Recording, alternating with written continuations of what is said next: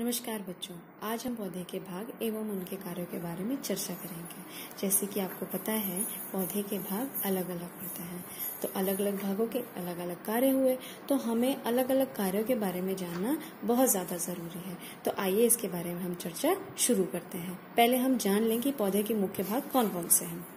मुख्य भाग जो आता है वो होता है जड़, तना, पत्ती, फल और फूल। ठीक, अब हम इनके कार्यों के बारे में एक एक करके चर्चा करते हैं। तो पहले आता है जड़। तो सबसे पहले हम लेते हैं जड़ को। जड़ पौधे की नींव कहलाता है। यह नींव क्यों कहलाता है? क्योंकि यह पौधे को जमीन में स्थिर करके रखता है। जैसे आपने मकान देखा है ना, मकान बनने से पहले उसकी नींव खोदी जाती है। क्यों? क्योंकि वो जो नींव होती है वो मकान को मजबूती देती है और मकान को भूमि में स्थिर करके रखती है। तो उसी तरह पौधे की भी ये नींव कहलाता है। और यह जो नींव है, ये जो नींव होती है, यानी कि ये जो जड़ होती है, यह पौधे को भूमि में स्थिर करके रखती है। अच्छा, जड़ बनती कैसे है? आइए हम आपको समझाते हैं। ये देखिए, यह बीज का अंकुरण है। जब कभी भी हम बीज बोते हैं, बीज बोने के समय जब उसमें अंकुर फूटता है तो एक ऊपर की तरफ निकलता है, एक नीचे की तरफ निकलता है। जो ऊपर निकलता है उसको हम प्रांकुर कहते हैं। प्रांकुर जो कि तना और पत्ती का निर्माण करता है। जो नीचे होता है उसे हम मूलांकुर कहते हैं। यह मूलांकुर जड़ का निर्माण करती है, यानी कि यहीं से हमारी जड़ बनना शुरू हो जाती है। जो पहली जड़ निकलती है उसको हम प्राथमिक जड़ कहते हैं, क्योंकि वो सबसे प्राथमिक क्यों? क्योंकि वो सबसे पहले निकली है। ठीक, अब भी जड़ का निर्माण मूलांकुर द्वारा होता है। ठीक, अब देखिए, मैंने जैसे आपको बताया कि जड़ जो है वो पौधे को स्थिर करके रखती है, यह पौधे की नींव कहलाती है। और यह भी बताया कि यह प्राथमिक जड़ हो गई। इसी प्राथमिक जड़ से दूसरी और दूसरी से लगके तीसरी जड़ें निकलती हैं। इन्हीं जो छोटी छोटी जो जड़ें निकलती हैं, जो तीसरी जड़ होती है, इन पे छोटे छोटे मूल रोम पाए जाते हैं। मूल रोम, जिनको हम अंग्रेजी में रूट हेयर्स कहते हैं। यह मूल रोम जो होते हैं वह मिट्टी से पानी और खनिज लवणों को अवशोषण करते हैं, उसका अवशोषण करते हैं, यानी कि उसको सोखते हैं। और सोखने के बाद ये जड़ से होते हुए उसको तने तक लेकर जाते हैं। ठीक, अब जड़ का एक कार्य और होता है, ये कि जड़ कभी भी मृदा अपरदन, यानी कि सॉइल इरोजन, मतलब आप आसानी से इसको समझिए कि यह कभी भी मिट्टी का कटाव होने नहीं देती। कैसे? देखिए, जड़ें जो होती हैं वो क्या करती हैं, जब ये मिट्टी में फैलती हैं तो यह अपने आसपास की जितनी भी मिट्टी होती है उसको खूब तेजी से बांध लेती है। बांध लेने के कारण पेड़ स्थिर रहता है। और जब कभी भी तेज बारिश या पानी का अधिक बहाव होता है तो वह मिट्टी को काट नहीं पाती। क्यों नहीं मिट्टी को काट पाती है? क्योंकि वह मिट्टी जो होती है वह पौधे की जड़ से बंधी हुई होती है, और जब बंधी हुई है तो वो मिट्टी का कटाव वहां होगा ही नहीं। इस तरह से किसी प्रकार को कोई मृदा अपरदन नहीं होगा। इसीलिए कहा जाता है कि अगर हमें मृदा अपरदन को रोकना है तो हमें अधिक से अधिक वृक्षारोपण करना चाहिए। अब जड़ का जो एक और कार्य होता है वो होता है भोजन संचयन का। भोजन संचयन यानी कि फूड स्टोरेज का काम होता है। कभी कभी ऐसा होता है कि पौधे में जो खाना बन रहा होता है, पौधा जो अपने विकास के लिए भोजन बनाता है, कभी कभी उसका कुछ अंश पौधे में ही रह जाता है, तो वह आके एक जगह इकट्ठा होने लग जाता है। तो जब कभी भी वह जड़ में इकट्ठा होता है तो वह अलग एक रूप ले लेता है, और वह जो अलग रूप लेता है वो कहीं कहीं हम उसको अपनी रोजमर्रा की जिंदगी में इस्तेमाल करते हैं। जैसे जड़ के संचयन में हम मूली लेते हैं, गाजर लेते हैं। मूली और गाजर में भी भोजन का संचयन होता है, यानी कि वहां कभी कभी पौधों का भोजन इकट्ठा हो जाता है, और ये इकट्ठा भोजन मूली और गाजर का रूप ले लेता है, जिसे हम खाने में प्रयोग करते हैं। यह तो हो गया जड़ का कार्य। अब हम बात करते हैं तने के बारे में। तना पौधे का मुख्य भाग होता है। यह जमीन के ऊपर होता है। तने में से शाखाएं निकलती हैं और इन्हीं शाखाओं पे पत्तियां लगती हैं। तने का कार्य होता है कि जड़ द्वारा जो भी जल व खनिज लवण सोखा गया था या अवशोषित किया गया था वह तने की मदद से ही पत्तियों तक जाता है, और जब पत्तियों में भोजन बन जाता है तो पत्तियों से या शाखाओं से होते तने के द्वारा ही बाकी पेड़ में वह भोजन वितरित होता है। इसके साथ साथ जिस प्रकार जड़ में भोजन का संचयन होता है उसी प्रकार तने में भी भोजन का संचयन होता है। भोजन का संचयन जिन जिन पेड़ों में होता है वह कौन कौन से होते हैं? आलू, गन्ना आदि। यहाँ आलू में और गन्ने में और शकरकंद में भोजन का संचयन तने में होता है। अब हम बात करते हैं पत्ती के बारे में। जड़ और तने के बाद अब हम बात करते हैं पत्ती की। पत्ती किसी भी पौधे का सबसे महत्वपूर्ण हिस्सा होती है। यह पौधे के विकास के लिए मदद करता है। क्यों? क्योंकि पत्ती में ही भोजन का निर्माण होता है।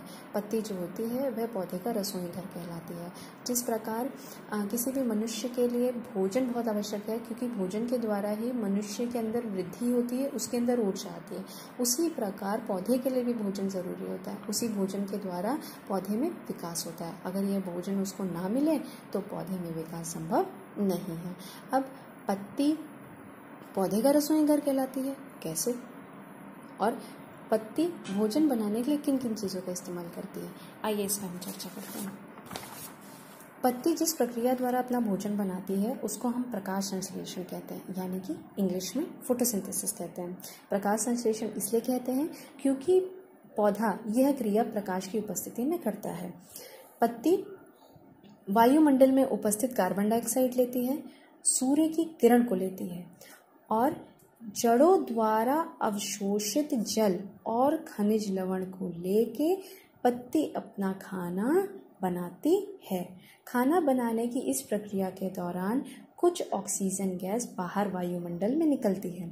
इस वायुमंडल में निकली ऑक्सीजन गैस को हम अपनी श्वसन क्रिया में प्रयोग करते हैं। जब हम ऑक्सीजन का प्रयोग करते हैं तो कुछ कार्बन डाइऑक्साइड हम वायुमंडल में निकाल देते हैं। यही कार्बन डाइऑक्साइड जो होता है वायुमंडल से पत्ती लेती है, यानी कि पौधे लेते हैं और अपना खाना बनाते हैं और फिर ये ऑक्सीजन निकालते हैं। फिर यही ऑक्सीजन गैस का इस्तेमाल हम करते हैं और कार्बन डाइऑक्साइड देते हैं। इस प्रकार से ये चक्र चलता रहता है। इस चक्र के चलने के कारण ही वायुमंडल में अधिक से अधिक मात्रा में कार्बन डाइऑक्साइड हमेशा पौधों द्वारा इस्तेमाल कर ली जाती है और ऑक्सीजन हमारे द्वारा इस्तेमाल कर ली जाती है और वायुमंडल का शुद्धिकरण हो जाता है। होता यह है कभी कभी पत्ती में अधिक जल आ जाता है या पौधे में अधिक जल आ जाता है, तो पौधे में जब अधिक जल आ जाता है तो वह जल किस प्रकार निकले वह कार्य भी पत्ती करती है। यानी कि अगर किसी भी पौधे में अतिरिक्त जल है तो उसका वाष्पीकरण पत्ती द्वारा ही होता है, जो हम आगे चल के पढ़ेंगे। अब जिस प्रकार जड़ और तना भोजन का संचयन करते हैं उसी प्रकार पत्ती भी भोजन का संचयन करती है। उसमें लहसुन आता है, प्याज आता है। आपको पता है कुछ पत्तियां हम अपने खाने में भी इस्तेमाल करते हैं, जैसे पालक हो गया, मेथी हो गया, बथुआ हो गया, ये सब हम अपने खाने में भी प्रयोग करते हैं। अब हम बात करते हैं फूल के बारे में। फूल और फल किसी भी पौधे का सबसे महत्वपूर्ण हिस्सा होते हैं।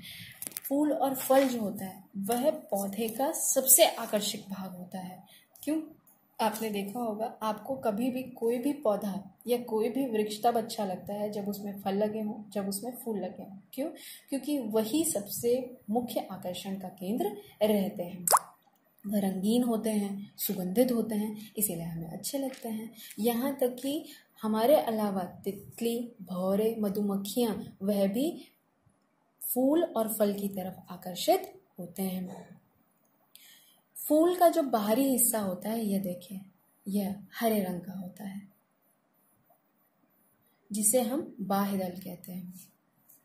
ये देखिए, यह जो इसका बाहर का हिस्सा होता है उसको हम बाह्यदल कहते हैं। यह जो रंगीन हिस्सा होता है इसको हम पंखुड़ी कहते हैं। फूल के अंदर जो मादा अंग पाया जाता है उसको हम स्त्री केसर कहते हैं, और जो नर भाग पाया जाता है उसको हम पुंग केसर कहते हैं। अब फूलों के बारे में हम अगली बार में चर्चा करेंगे, क्योंकि इसके बारे में विस्तृत हमें चर्चा करनी पड़ेगी। अब हम बात करते हैं फल के बारे में। फल के बारे में चर्चा कर लेते हैं।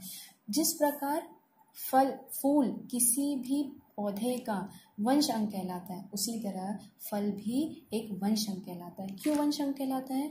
क्योंकि फल द्वारा ही हमें बीज प्राप्त होता है, और वही बीज आगे चल के एक वृक्ष का निर्माण करता है। उस वृक्ष से हमें फिर से फल मिलता है, और वह फल हमें फिर से बीज देता है।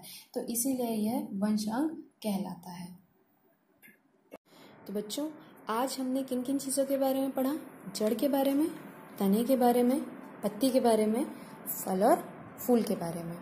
आइए एक छोटा सा रिवीजन कर लें। जड़ पौधे की नींव होता है, पौधे को भूमि में स्थिर रखता है, मूल रोमों द्वारा मिट्टी से पानी और उसमें घुले खनिज लवण सोखना वह पौधे के अन्य भागों तक लेके जाता है। जड़ भोजन संचयन का काम करता है, जिसमें मूली और गाजर आते हैं। फिर आता है तना।